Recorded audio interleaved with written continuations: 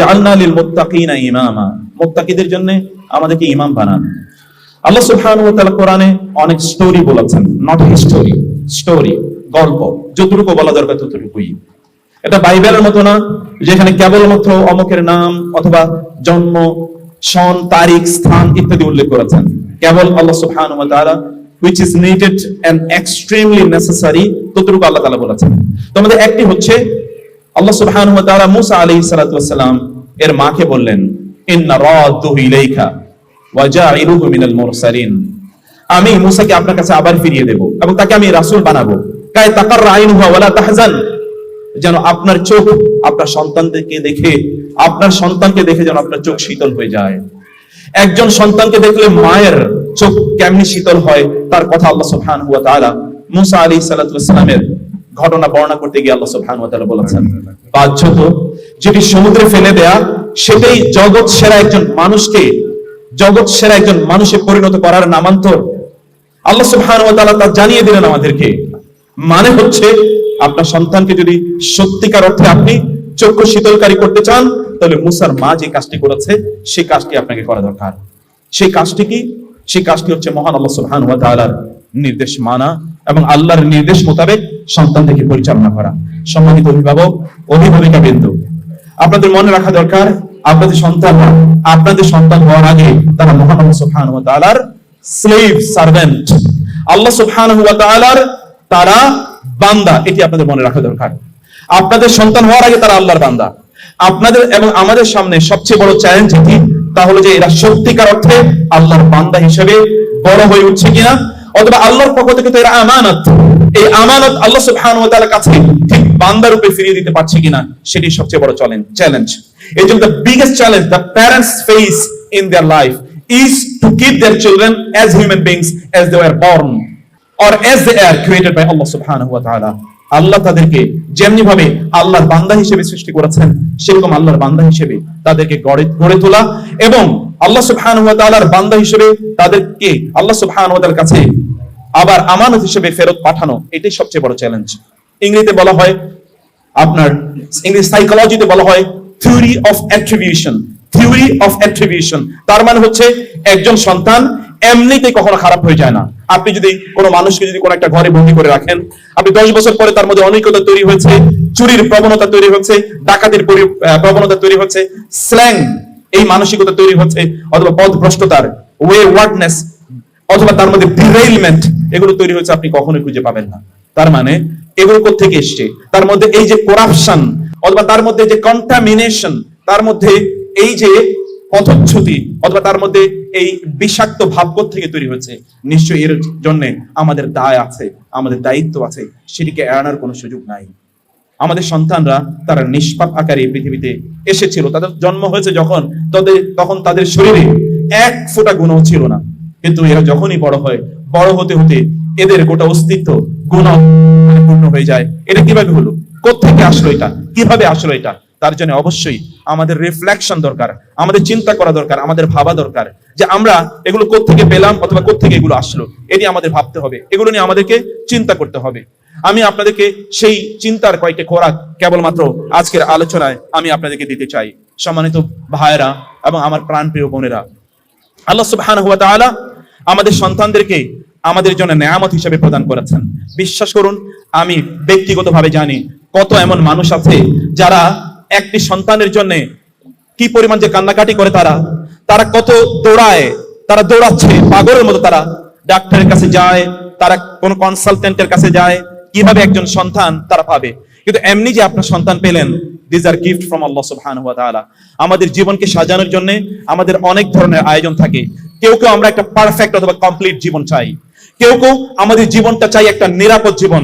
একটা হচ্ছে কামাল আল হায়া, আর হচ্ছে সালামাতুল হায়া, আর এটা হচ্ছে ইমতিদাদুল হায়া, অর্থাৎ আল হায়াতুল মুমতাদ্দা, আর হচ্ছে আল হায়াত আস সালিমা, আল হায়াত আল কামিলা।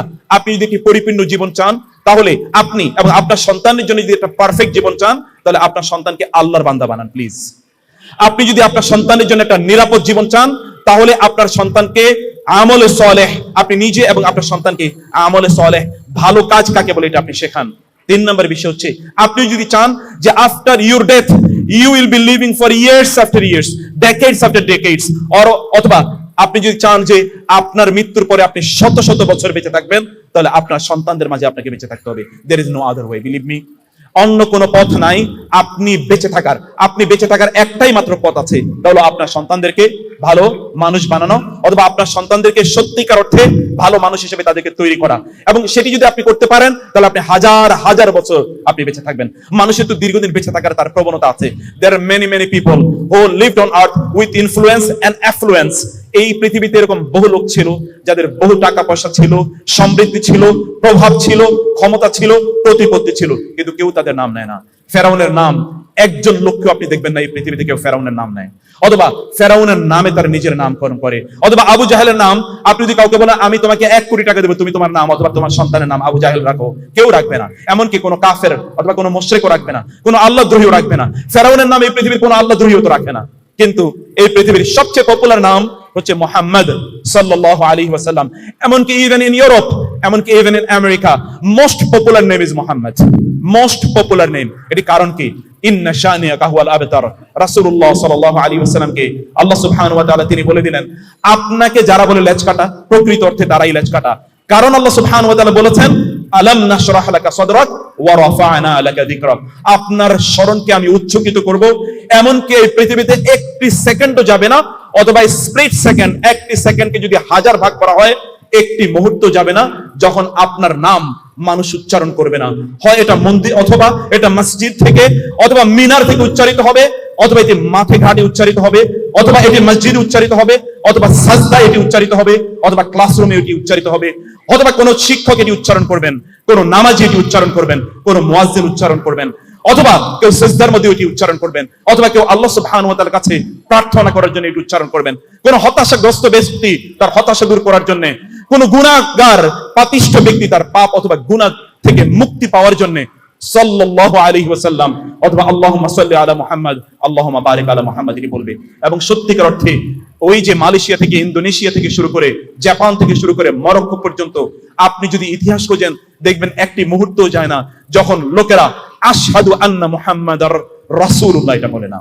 এটি একটাই মাত্র কারণ, তা হচ্ছে তার জীবনকে তিনি মহান আল্লাহ সুবহানাহু ওয়া তাআলার জন্য উৎসর্গ করে দিয়েছেন।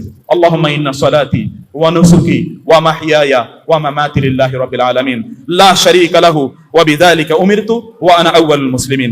সেজন্য আমি আপনাদেরকে ভূমিকাতে যে কথাটি বলতে চাই, সম্মানিত ভাইরা আমার, বোনেরা, আপনাদের প্রকৃত সম্পদ হচ্ছে আপনাদের সন্তানরা। বিশ্বাস করুন, আপনার প্রকৃত সম্পদ আপনার সন্তানরা। আমার প্রচন্ড পপুলার একটা স্টোরিটা হচ্ছে রবিয়াতুর রায়, ইমাম আবু হানিফা রাহিমাহুল্লাহর শ্রেষ্ঠতম শিক্ষক। তার নাম হচ্ছে রবিয়াতুর রায়। রায় মানে হচ্ছে তার বুদ্ধি, উইজডম এই লেভেলের ছিল যে তার নামের সাথে উইজডম একটি শব্দ যোগ করে দেওয়া হয়েছে। ইমাম আবু হানিফা রাহিমাহুল্লাহর শ্রেষ্ঠতম শিক্ষক হচ্ছেন রবিয়াতুর রায়। রবিয়াতুর রায় এর বাবার নাম ছিল ফররুখ। ফররুখ ছিলেন একজন মর্দে মুজাহিদ। তিনি জিহাদ করার জন্য বের হয়ে যেতেন। তার গোটা জীবন তিনি জিহাদের ময়দানে তিনি কাটিয়ে দিয়েছেন। একবার মনে হলো অনেক জিহাদ করেছি, এখন অন্তত সংসারী হওয়া দরকার, বিয়ে করবেন। তিনি মদিনায় চলে আসলেন। একটি মেয়েকে, তিনি দিনদার একটি মেয়েকে দেখে তিনি বিয়ে করলেন। বিয়ে করার 6 মাসের মাথায় তার জন্য আবার ঘোষণা আসলো যুদ্ধের ময়দানে যাওয়ার জন্য। তিনি যুদ্ধের ময়দানে যাবেন। তার স্ত্রীকে তিনি 30,000 দিনার, 30,000 দিনার মানে হচ্ছে 30,000 গোল্ড কয়েন তার স্ত্রীর কাছে দিয়ে গিয়ে বললেন, আমি যুদ্ধের ময়দানে যাচ্ছি, it may take 1 month or 2 months or 6 months, এবং after my participation in the battlefield, যুদ্ধের ময়দান থেকে ফিরে আসার পর আমি তোমার কাছ থেকে আবার এই আমানতটি ফিরে নেব, 30,000 দিনার গোল্ড কয়েন আমি তোমার কাছ থেকে ফিরে নেব। এর মধ্যে তোমার যতটুকু প্রয়োজন হয় তুমি তা খরচ করবে, বাকিটা তুমি কিন্তু আমাকে দিতে হবে। তিনি চলে গেলেন, but he never came back. তিনি আর ফিরে আসলেন না। স্ত্রী, স্বামী যদি না থাকে, বোনেরা আমার এখানে আছেন, আমি জানি এটা কতটা কষ্টের। আমার ওয়াইফ যদি একদিন আমাকে না পায়, তাহলে মনে হচ্ছে যেন তিনি মনে করেন যে আমি একদিন যদি ঢাকার বাইরে কোথাও যাই, তাহলে তিনি কাঁদতে কাঁদতে অস্থির। I know that all the sisters love their husbands in this way. তারা তাদের স্বামীদেরকে এরকমই ভালোবাসেন। স্বামীরা ভালো করে শুনবেন প্লিজ, বোনেরা এরকম ভালোবাসেন। এমনকি তারা তাদের কলিজার সবচেয়ে গুরুত্বপূর্ণ জায়গাগুলোতে তাদের স্বামীদেরকে তারা স্থান দিয়ে রাখেন। যেহেতু আমি বলছিলাম যে তার স্বামী ফিরে আসে না, তার জন্য কতটা কষ্টের। তিনি রাস্তার দিকে তাকিয়ে থাকেন, লোকদেরকে জিজ্ঞেস করেন, যুদ্ধের সেনাপতিকে জিজ্ঞেস করেন আমার স্বামী কোথায়, জানি না তো। সেখানে তার সাথে সহযোদ্ধা যারা ছিলেন তাদেরকে জিজ্ঞেস করেন আমার স্বামী কোথায়। একজন বলছে দেখলাম পূর্ব দিকে চলে যাচ্ছে, পূর্ব দিকে। কিন্তু এরপরে তো আর দেখিনি। আরেকজন বললো যে মনে হয় তিনি মনে হয় যুদ্ধের ময়দানে শাহাদাত বরণ করেছেন, মনে হচ্ছে এরকম কারো একটা চেহারা দেখেছি।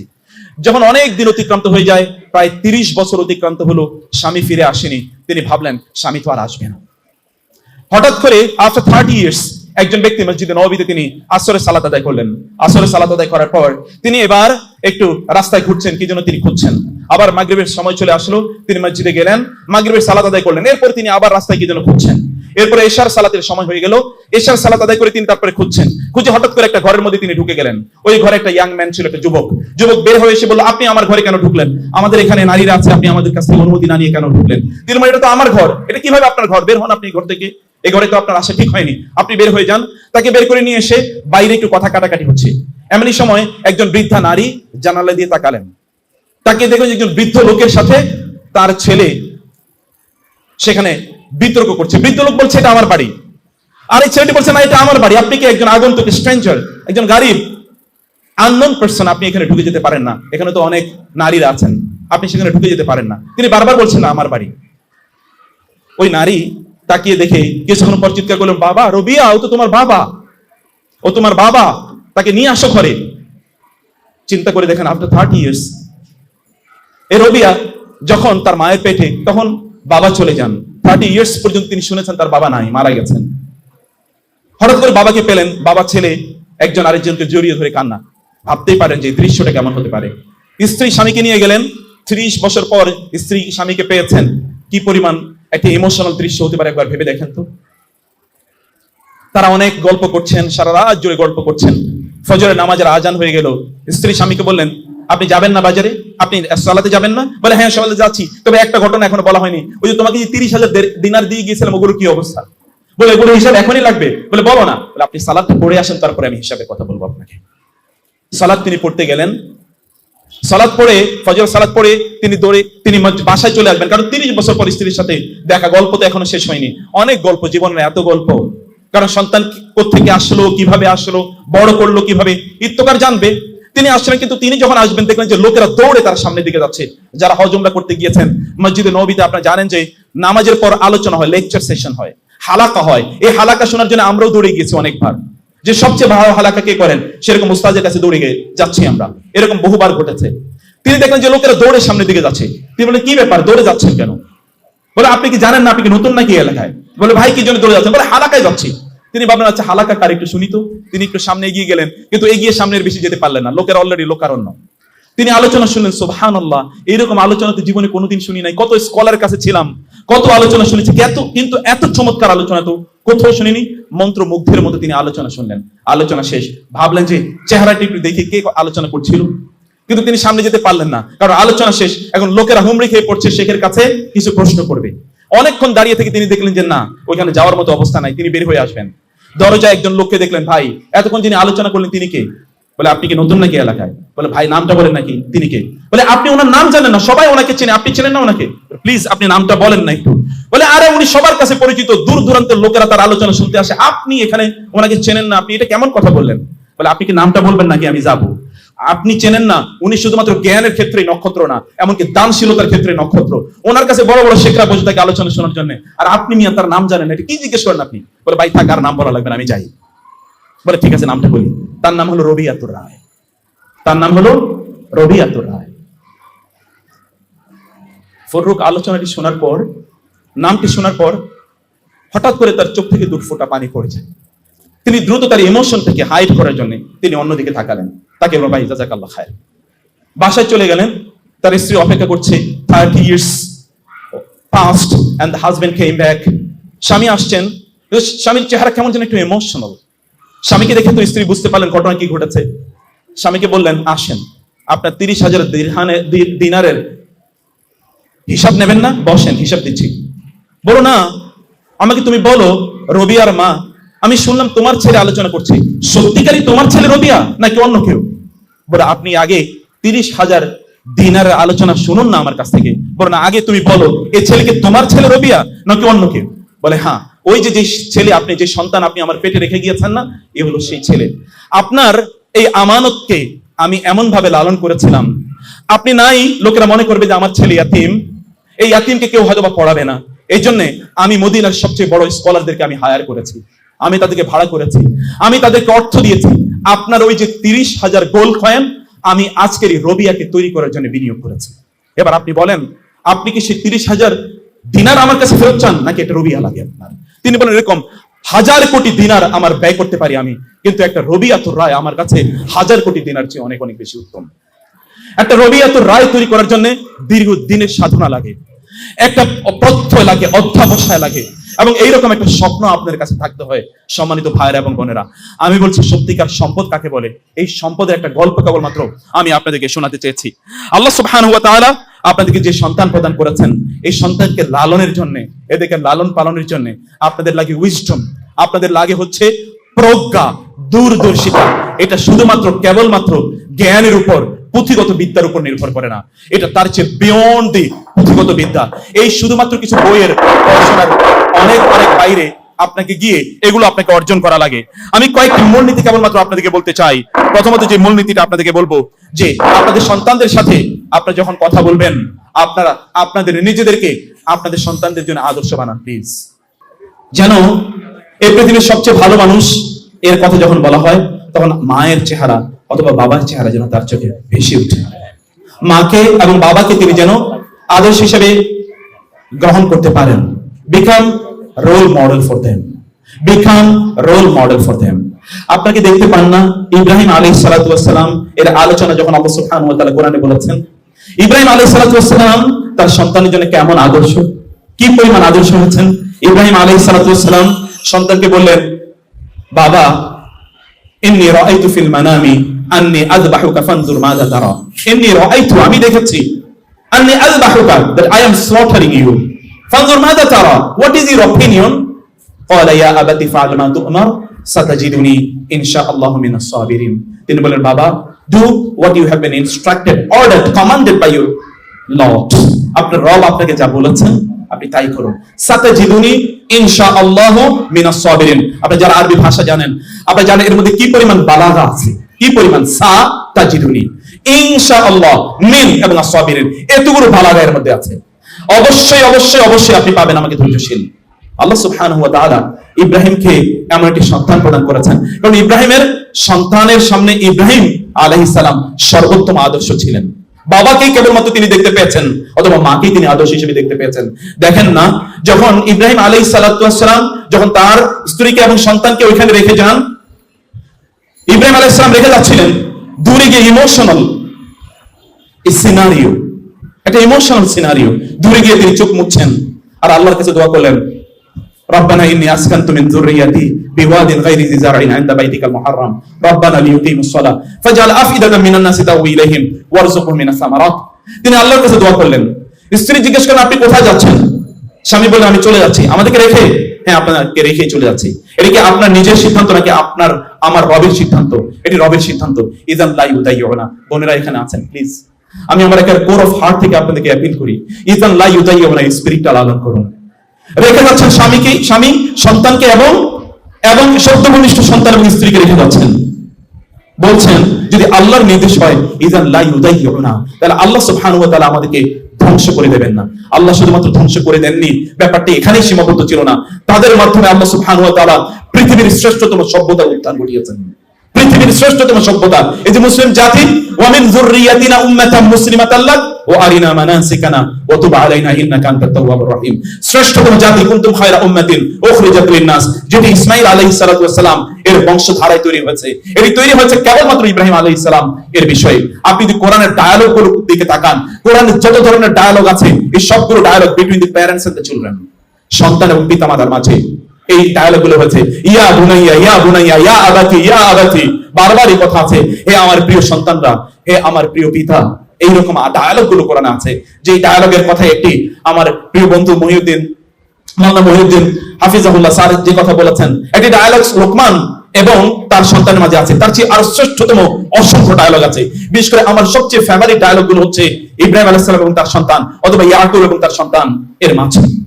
এই ডায়ালগ গুলো এত অসাধারণ, এবং পৃথিবীতে কত শ্রেষ্ঠতম ডায়ালগ হতে পারে এগুলো চিনুন। আপনার সন্তানদের সাথে কি আপনি এরকম কখনো কথা বলতে পেরেছেন প্রশান্ত মনে? দেখুন তো তাদের আলোচনাটা কি, তাদের আলোচনার স্টাইল কি। আপনি 1 মিনিট কথা বলার পরেই তো আপনার রাগ উঠে যায়। আপনি এরপরে আর কথা বলতে পারেন না।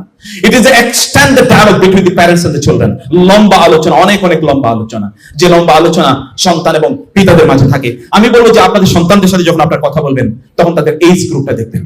সবার সাথে একসাথে কথা বলা যায় না, সবার সাথে এক টোনে কথা বলা যায় না, ওদের বয়স অনুসারে তাদের সাথে কথা বলুন। এটি সালফে সালিহিনের দৃষ্টান্ত।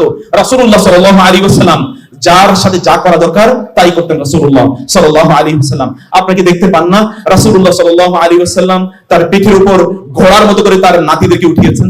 দেখেননি? যখন দূর থেকে একজন যাচ্ছিলেন, গিয়ে যাওয়ার সময় বলছিলেন, কি সুন্দর ঘোড়া, কি সুন্দর ঘোড়ার উপর তোমরা চড়েছো। রাসূল সাল্লাল্লাহু আলাইহি ওয়াসাল্লাম বলেন, তুমি শুধুমাত্র ঘোড়ার সৌন্দর্যটাই দেখলে, ঘোড়ার উপরে যে দুটি সুন্দর মানুষ বসে আছে তাদেরকে তুমি দেখতে পেলে না? হাসান হুসাইন যে বসে আছে সেই সৌন্দর্য দেখতে পেলে না তুমি?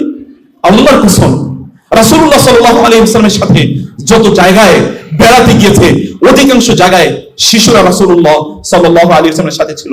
আপনাকে একবার চিন্তা করে দেখেছেন রাসূলুল্লাহ সাল্লাল্লাহু আলাইহি ওয়াসাল্লাম তার জীবনের শ্রেষ্ঠতম ঘটনা বিদায় হজ, আরাফাতের ময়দানে 130,000 পিপল ওয়্যার উইথ হিম।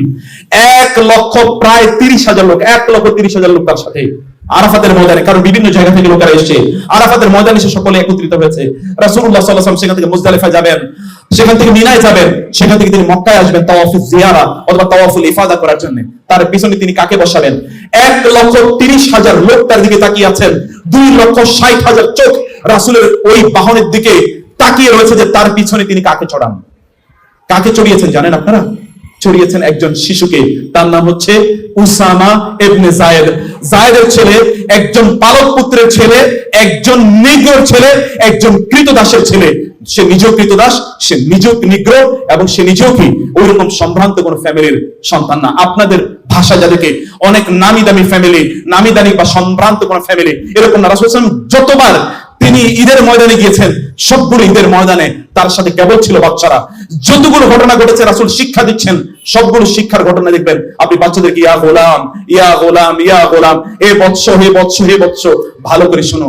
রাসূলুল্লাহ সাল্লাল্লাহু আলাইহি ওয়াসাল্লাম যতগুলো এক্সকারশনে গিয়েছেন, স্টাডি ট্যুরে গিয়েছেন, সবগুলো স্টাডি ট্যুরে অথবা যতবার তিনি তার পেছনে কাউকে বসিয়েছেন, আপনি বারবার দেখবেন এটা হয় আনাস ইবনে মালিক অথবা এটা আব্দুল্লাহ ইবনে আব্বাস, যে তোমাকে মসজিদে বাইতুল্লাহ, মসজিদে হারাম মানে বাইতুল্লাহ তোমাকে ইমাম হিসেবে নিয়োগ দেওয়া হলো।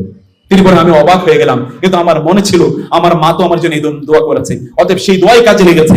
আমার মায়ের দোয়ায় আমি কাবা শরীফের বা বাইতুল্লাহ ইমাম হয়েছি। আপনার রাগ উঠেছে আপনার সন্তানের জন্য, ওর জন্য বদদোয়া করবেন না। আপনার সন্তানের জন্য কেবল বদদোয়া অথবা দোয়ার বিষয় আসে না, অন্যের জন্য তাই করুন প্লিজ। অন্যের বাচ্চারা খারাপ হয়ে গিয়েছে, এগুলো কখনোই আপনি মজা করে, আনন্দ করে, গর্ব করে, অহংকার করে এগুলো কখনো বলবেন না। এটি যখন বলেন তখন এটি প্রকারান্তরে আপনার সন্তানের জন্য ফিরে আসে। কারো যখন কোনো ত্রুটি বিচ্ছুতি দেখেন, কোনো ভুল দেখেন, তখন তার জন্য আল্লাহর কাছে দোয়া করুন। যদি অন্য কারো সন্তানের জন্য আল্লাহর কাছে দোয়া করেন, একজন মালাকুন মুআক্কারুন খালফাকা, আপনার পেছনে একজন ফেরেশতা দাঁড়িয়ে থাকে এবং বলতে থাকে ওয়ালাকা অথবা ওয়ালাকি মিসলুহু, তুমি অমুকের সন্তানের জন্য যা দোয়া করেছো তোমার সন্তানের জন্য একই দোয়া, এবং এই দোয়াটি আল্লাহর কাছে ফেরেশতা বলতে থাকে আল্লাহ এই নারীর অথবা এই পুরুষের দোয়াটি তুমি কবুল করে নাও। অন্য সন্তানের জন্য দোয়া করেন না।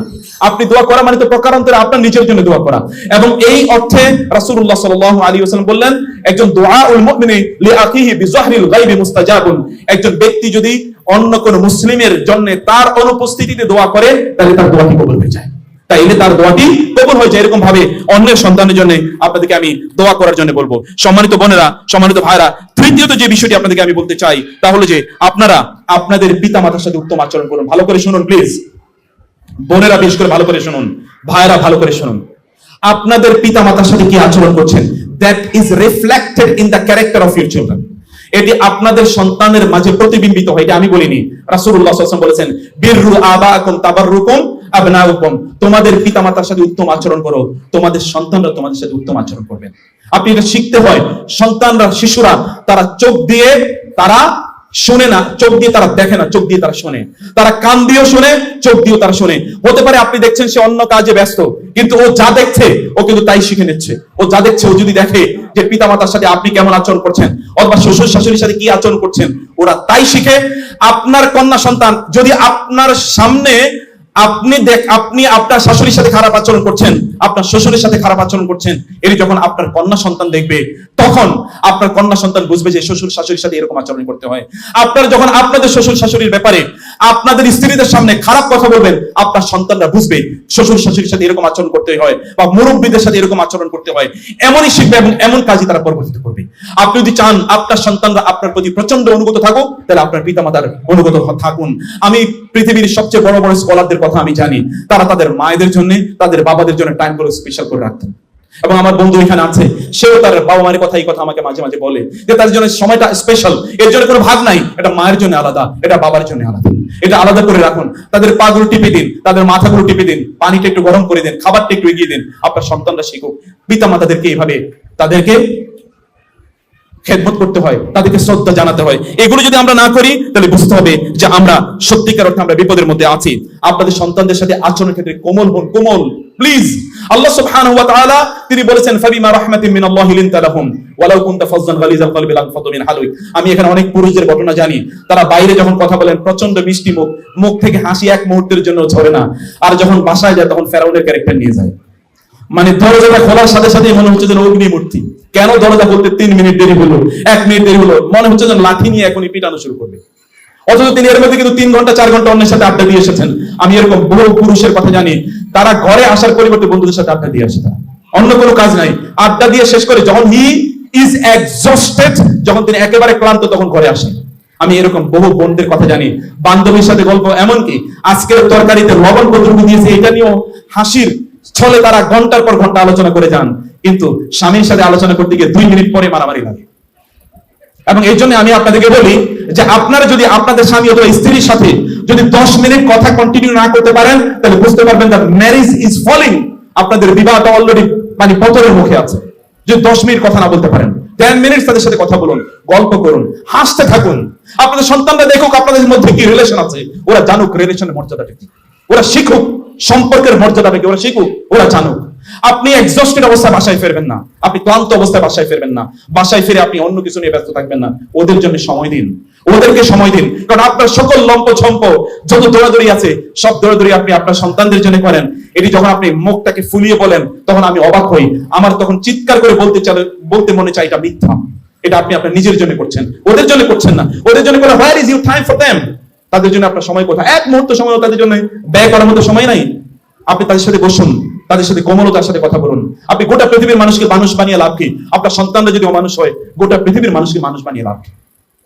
আপনার সন্তানদের জন্য শ্রেষ্ঠতম শিক্ষক আপনি হন।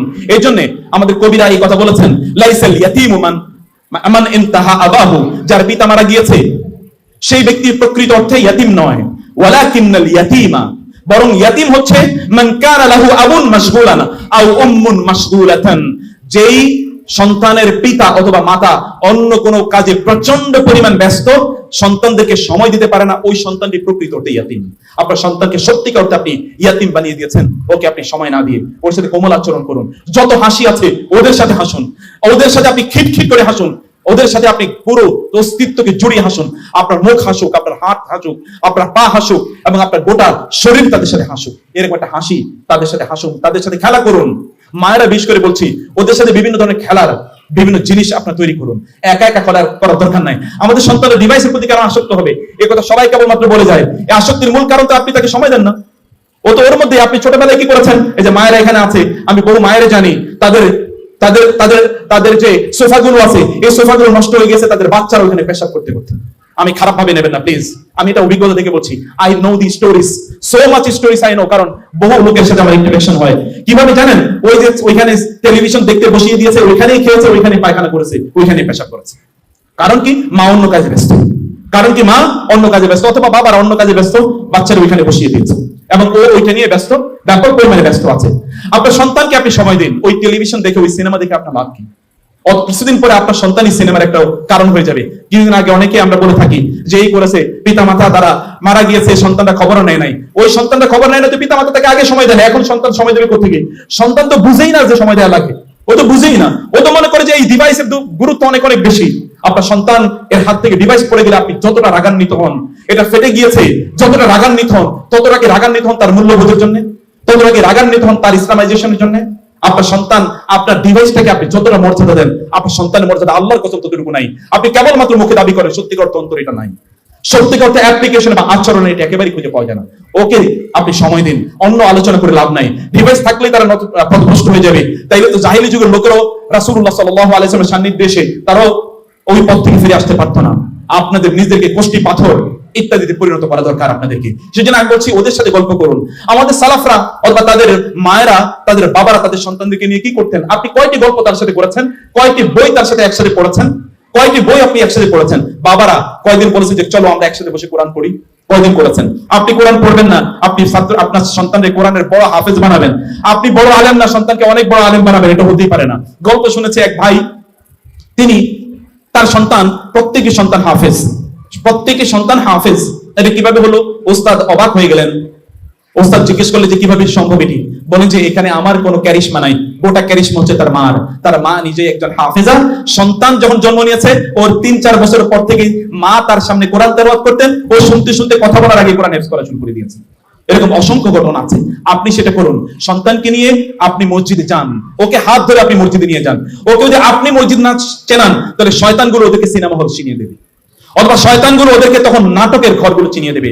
আপনি ওদেরকে ইসলামিক স্কলারদের সাথে পরিচয় করিয়ে দিন। যদি পরিচয় না করিয়ে দেন, শয়তানগুলো ওদেরকে ওই যে অসভ্য অশ্লীল সিনেমা করে, নাটক করে অথবা খেলাধুলায় মত্ত ওদের সাথে পরিচয় করিয়ে দেবে। আপনার সন্তানরা সাহাবায়ে কেরামদের নাম জানে না, নবীদের নাম জানে না। এটি একটাই মাত্র কারণ, কারণ ওরা অন্যদের নাম শিখেছে আপনাদের অবহেলার কারণে। You don't have enough time for them. আপনার যথেষ্ট সময়, যথাযথ সময় তাদের জন্য নাই। আমি বলবো যে আমি লম্বা সময় নিলেও আমি আপনাদের কাছে ক্ষমা চেয়ে নিচ্ছি। এগুলো শুধুমাত্র মুখস্থ করে এখান থেকে যাবেন না যে শুনলাম চলে গেলাম, এখানে অমুকে এসে একটু 2-4টা কথা শুনলাম, ওনার সাথে দেখা সাক্ষাৎ হলো, এই জন্য এখানে বসে লাভ নাই। তাহলে আসসালামু আলাইকুম, যান, চলে যান। যদি এখান থেকে কিছু নিতে পারেন, and implement it from today, implement it from today। আপনার সন্তান আপনার সবচেয়ে বড় সম্পদ। ওকে সম্পদ বানান, অন্য সম্পদ বানানোর পরিবর্তে ওকেই বরং আপনি সম্পদ বানান। ও আপনার জন্য শ্রেষ্ঠতম সম্পদ। আপনাকে কে সম্পদ দিয়েছে?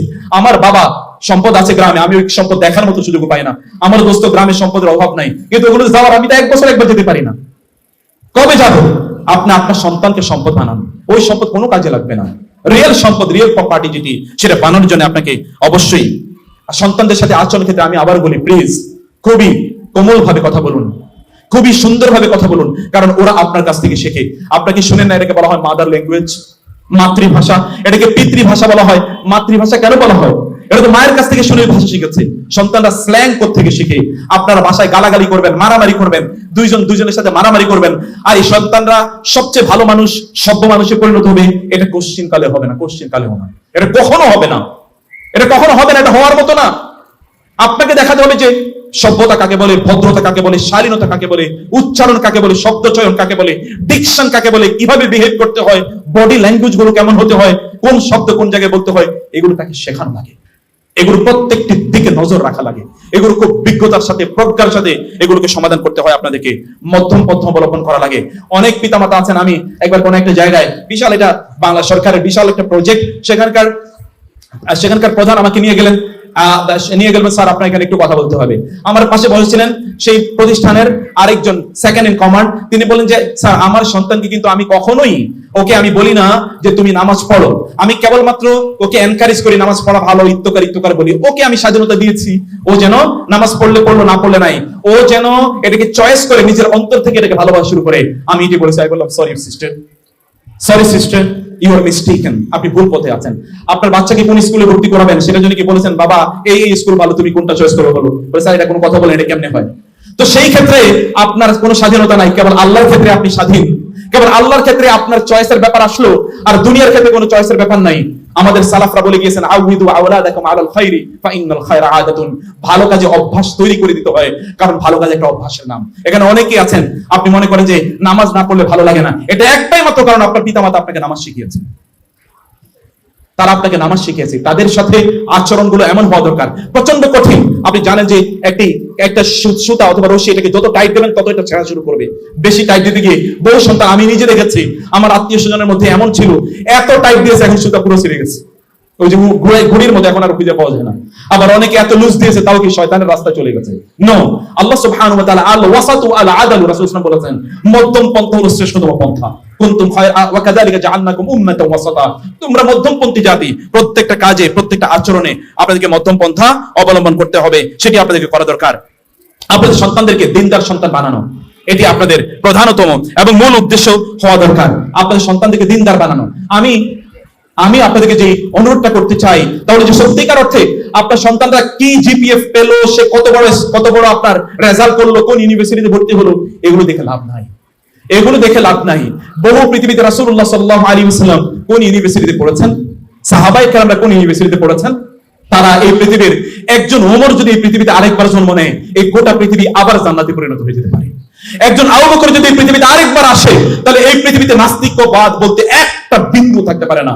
আবু বকর রাদিয়াল্লাহু তাআলা আনহু দীপ্ত কণ্ঠে উচ্চারণ করেছিলেন, আয়ান কুসুদ্দিন ওয়া আনা হাইয়ুন। আবু বকর বেঁচে থাকতে দ্বীনের উপর কেউ আঁচড় ফেলবে, এটা হতেই পারে না। এটি কেমনি তৈরি হয়েছে? এমনি তৈরি হয়েছে, একটা বিশ্ববিদ্যালয় পড়েছে, যে বিশ্ববিদ্যালয়ের নাম হচ্ছে the university of prophet Muhammad সাল্লাল্লাহু আলাইহি ওয়াসাল্লাম। সন্তানদেরকে ভালো মানুষ বানানো, এই প্রতিযোগিতাই নাই, এই আলোচনাই নাই, কোথাও ইউনিভার্সিটিগুলোতে এই আলোচনাই নাই ওদেরকে ভালো মানুষ। এই জন্য আপনার সন্তানরা নিষ্পাপ সন্তান ইউনিভার্সিটিতে যায়, ওইখান থেকে ও ডাকাত হয়ে বের হয়ে আসে, অথবা ওইখান থেকে ও লুটেরা হয়ে বের হয়ে আসে। ইউনিভার্সিটির সন্তান একটা ছাত্র 100 কোটি টাকা কিভাবে থাকে? ওটা এখানে শিক্ষা গ্রহণ করতে গিয়েছে, কে তাকে এই লোক দেখালো, কারা তাকে এটা করলো? ওইখানে মূল্যবোধের অভাব আছে, মানুষ বানানোর প্রজেক্ট একেবারেই নাই, মানুষ বানানোর প্রজেক্ট নাই। আমরা মানুষ হিসেবে জন্ম নিয়েছি, কিন্তু আপনি দেখবেন মানুষের অস্তিত্ব কোথাও নাই। একজন সালাফ, তিনি দিনের বেলা বাজারে গেছেন হারিকেন নিয়ে, লোকেরা প্রশ্ন করলো দিনের বেলা হারিকেন নিয়ে ঘটনা কি? তিনি বলেন মানুষ খুঁজতেছি। বলে মানুষ খুঁজতেছেন, এত মানুষ বাজারে, আবার হারিকেন নিয়ে? তিনি বলেন আমি তো একটাও মানুষ দেখতে পাই না। আল্লাহ সুবহানাহু ওয়া তাআলা বলেছেন উলাইকা কাল আনআমি বাল হুম আযাল। আপনার সন্তান অনেক বড় শিক্ষিত হওয়ার প্রয়োজন নেই, অনেক বড় ভালো মানুষ হোক, আল্লাহ সুবহানাহু ওয়া তাআলা তাকে ভালোবাসবেন, ফেরেশতারা তাকে ভালোবাসবেন, গোটা জমিনবাসী তাকে ভালোবাসবে। তাদেরকে ভালো মানুষ বানান, তাদেরকে ভালো মানুষ বানানোর চিন্তা করুন আপনারা, এবং সেই জায়গায় আপনাদের যতটুকু সম্ভব আপনাদের সময় বা সম্পদ আপনারা ব্যয় করুন। সম্মানিত বোনেরা, ভাইয়েরা, আমি আর 4-5 মিনিটের মধ্যে আপনাদেরকে একটা ক্লোজিং আমি আসতে চাই। আল্লাহ সুবহানাহু ওয়া তাআলা দেখছেন, এই শিক্ষাটা দেখে দেন, এই দীক্ষাটা দেখে দেন। আল্লাহ তাদেরকে দেখছেন, এই অনুভূতি তাদের মধ্যে তৈরি করে দেওয়া দরকার। আল্লাহ যে তাদেরকে দেখছেন, কে শেখাবে তাদেরকে? এটা তাদেরকে কে শেখাবে? আপনি আসলে তারা করতে বসে, আপনি জিজ্ঞেস করলে নামাজ পড়ে, তাহলে আল্লাহ সুবহানাহু ওয়া তাআলা তাদেরকে কে শেখাবে? আল্লাহ সুবহানাহু ওয়া তাআলার কথাকে কে শেখাবে? ওই যে আমরা ছোটবেলায় গল্প শুনেছি, বাবা ছেলেকে নিয়ে গেছে চুরি করার জন্য, তো ছেলেকে বললো যে আমি গাছে উঠলাম, ওইখান থেকে নারকেল পারবো। কোন চোর দেখলে, কেউ আমাকে দেখছে, এটা দেখলেই তুমি বলবে যে বাবা বাবা বলে চিৎকার করবে, তাহলে আমি কি দ্রুত নেমে যাবো, কারণ যেন ধরা না খাই। বাবা উপর গাছের উপরে উঠেছে, ছেলে কিছুক্ষণ পরে চিৎকার করে বাবা বাবা, ছেলে বাবা তাড়াতাড়ি নেমে গেল এবং দুজন পালাইলো দৌড়ালো। বলতে কে আমাদেরকে দেখছিল? বলে হ্যাঁ, কে? আল্লাহ। কে দেখছেন? আল্লাহ। আর আমি মনে করেছিলাম বুঝি কোনো মানুষ দেখেছে, তুমি এটা কি করলাম? বলে আল্লাহ। বাবা, আল্লাহ দেখেছেন, এটা কি তোমার কখনোই মনে হয় না? তোমার কি এটি কখনোই ভাবতে মনে চায় না যে আল্লাহ দেখছেন, আল্লাহ দেখেছেন, আল্লাহ দেখেছেন, আল্লাহ দেখছেন? এইরকম অনুভূতি একজন নারীর থেকে একটা ওমর ইবনে আব্দুল আজিজকে জন্ম দিতে পারে। যেমনি ভাবে ওমর ইবনে আব্দুল আজিজ জন্ম হয়েছে, ওই নারীর নাতির ঘরে, নাতনির ঘরে, যে নারী ওমর রাদিয়াল্লাহু তাআলা আনহুর যুগে তার মাকে বলেছিলেন, মা ওমর দেখেনি বটে, কিন্তু ওমর রব কি দেখেনি? ওমর দেখেনি বটে, কিন্তু ওমর রব তো দেখছেন, অতএব দুধের সাথে আমি পানি মিশাই কিভাবে? সে নারীর পরবর্তী প্রজন্মের ঘরে আল্লাহ সুবহানাহু ওয়া তাআলা আরেকটা ওমর, সেকেন্ড ওমরকে সৃষ্টি করেছেন। বোনেরা, ভাইরা, আপনাদের সন্তানদের মাঝে আল্লাহ সুবহানাহু ওয়া তাআলা দেখছেন, এরকম একটা অনুভূতি তৈরি করে দিন, যেটি লোকমান আলাইহিস সালাম তার সন্তানকে বলেছিলেন, ইন্নাকা ইন তাকুম মিসকাল হাববাতিন মিন খারদালিন ফাতাকুন ফি সাখরাতিন আও ফিস সামাওয়াতি আও ফিল আরদি ইয়াতি বিহা আল্লাহ। এ সন্তান, তুমি সামান্যতম শিরক করো, আল্লাহ সুবহানাহু ওয়া তাআলা দেখছেন, কারণ এই জমিনে অথবা আসমানে সামান্য বিন্দু পরিমাণ কোনো জিনিস যদি থাকে, ইয়াতি বিহা আল্লাহ, আল্লাহ তাআলা তা নিয়ে আসবেন, এবং তার জন্য আল্লাহ সুবহানাহু ওয়া তাআলার সামনে তোমাকে জবাবদিহি করতে হবে। অতিরিক্ত ওয়াজ নসিহত সন্তানদেরকে করবেন না। এখন আমি কিন্তু অনেক বেশি করে ফেলছি আপনাদের, এবং এই জন্য বলছি আমি খুব আমি এটাকে শর্টকাট করার চেষ্টা করছি। অনেক নসিহত করলে পোলাপান বিগড়ে যায়। আমি বহু লোকের দেখেছি খালি পোলাপানের নসিহত করে, এরপরে পোলাপান নসিহতের কোনো গুরুত্বই বুঝে না। নসিহত করার দরকার নাই, do in action, not in words. আপনার মুখ দিয়ে বলে লাভ নাই, কারণ সন্তানরা ওরা মুখের কথা শুনে না, ওরা আসলে আপনার কাজটা দেখতে চায়। অতএব আপনি আপনার কাজ করে দেখান। ওয়াজ নসিহত কম করুন, কথাবার্তা কম বলুন, কিন্তু কাজ করুন। তাদের কিনা সালাতে দাঁড়িয়ে যান না।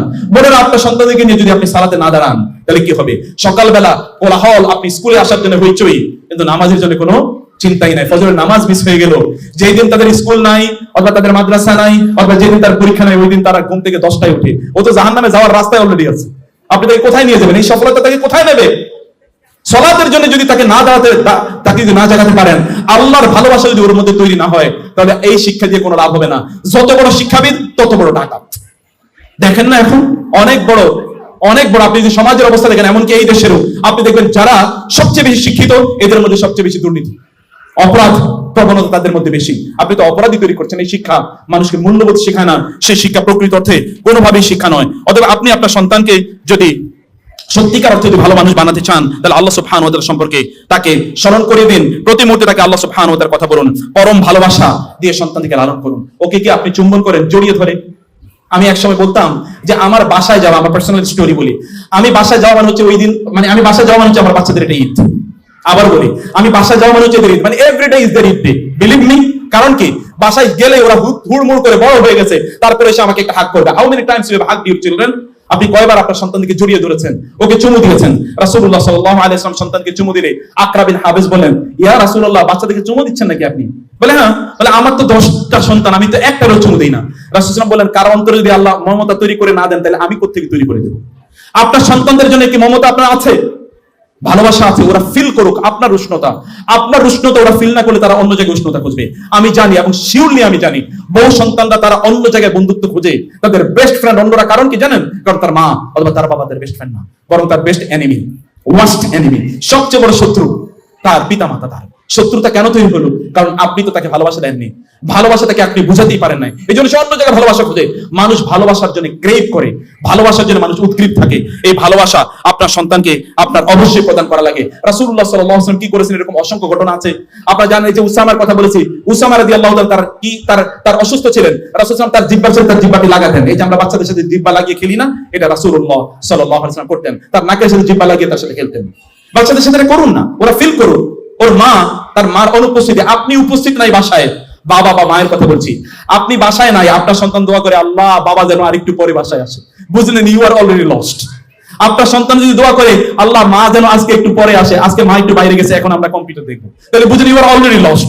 তারা আপনাকে ফিল করতে হবে, মা তুমি না থাকলে আমার একটু ভালো লাগে না, বাবা তুমি আসলে আমার সবচেয়ে ভালো সময়টা কাটে। এরকম একটা রিলেশন তাদের মধ্যে তৈরি করেন না। যদি সত্যিকার অর্থে তাদেরকে আপনি চান যে তারা আপনার সাথে গ্লুড অবস্থায় থাকুক, ওদেরকে দুনিয়া সম্পর্কে শেখান, দুনিয়া সম্পর্কে তাদেরকে জানান, যেন তারা দুনিয়া বুঝে। তাদেরকে পণ্য এর প্রতি তাদের গুরুত্ব না দেখিয়ে তাদেরকে মূল্যবোধের প্রতি গুরুত্ব দেখান। এর আগে আমি যেটি বলেছিলাম, কোন ডিভাইস আপনার তার হাত থেকে পড়ে গেছে, এই জন্য তাকে প্রচন্ড ভাবে মারলেন, ফজরের নামাজের জন্য একটা শব্দ বলেন নাই, already they are in the hell. ও তো বুঝলো যে এই পণ্যের গুরুত্ব অনেক বেশি, এটার দাম অনেক বেশি, মূল্যবোধের চেয়ে, আল্লাহর সাথে রিলেশনের চেয়ে এটার দাম অনেক অনেক বেশি। তারা বলে, এটা তারা মনে করেছে। আপনাকে তাকে অবশ্যই সম্মানজনক ভাবে তার সাথে কথা বলা, কারণ ওরা সম্মান পেতে চায়, প্রত্যেকটা বাচ্চাই সম্মান পেতে চায়। আপনি একটু দেখবেন ওর সাথে একটু রাগান্বিত অথবা একটু খারাপ কথা বলে ওর মনটা খারাপ হয়ে যায়। তার কি মন নাই? তার আছে। ও কি বড় হবে না? ও কি জানতে হবে না যে কিভাবে কথা বলতে হয়? এই জন্য তার সাথে সম্মানজনক ভাবে তার সাথে কথা বলুন। তার উপর এমন কোনো জিনিস কখনোই চাপিয়ে দেবেন না যেটি তার বহন করার মতো যোগ্যতা রাখে না।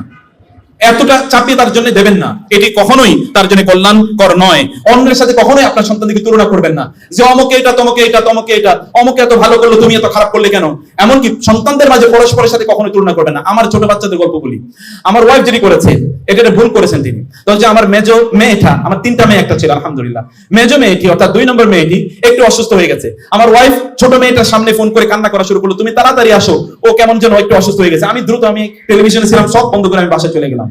পরের দিন আমার ওয়াইফ বললো যে আমি তো একটা ভুল করেছি। কি বলেছে? ওর সামনে যে আমি কাঁদছি, ছোট মেয়েটার সামনে কাঁদার কারণে ও চিন্তা করলো মেজো আপাকে আব্বু আম্মু অনেক বেশি ভালোবাসে।